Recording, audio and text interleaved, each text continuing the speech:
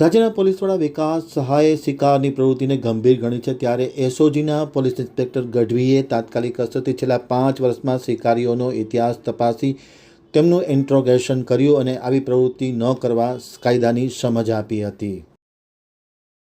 IGP Chirag Kordia અને મુખ્ય police અધિકારી વિકાસ સુંડાના સીધા સૂચના અનુસાર અને રાજ્યમાં ગાંધીનગરનાઓએ હાલ રાજ્યમાં ગેરકાયદેસર શિકાર કરવાની પ્રવૃત્તિ પર અંકુશ લાવવાના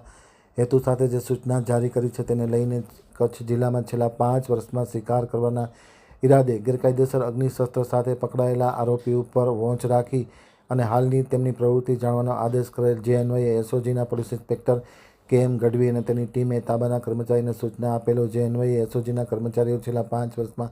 ઉપરોક્ત પ્રવૃત્તિથી સંકળાયેલા કુલ 30 આરોપીઓને હાલની પ્રવૃત્તિ અંગે માહિતી મેળવી તેમનો સંપર્ક કરી આજરોજ એસઓજી કચેરી ખાતે હાજર રાખવામાં આવેલા તમામ ઇસમોનું એસઓજીના કર્મચારી અધિકારી દ્વારા હાલની પ્રવૃત્તિ અંગે વાકેફ થઈને ગુનો ન આચરવા માટે જરૂરી માર્ગદર્શન આપવામાં આવ્યું હતું અને આવી કોઈ પણ ગ્રામ્ય વિસ્તારમાં પ્રવૃત્તિ કરતા હોય તો એસઓજીને જાણ કરવા માટે પણ પીઆઈ ગઢવીએ સૂચના જારી કરી છે.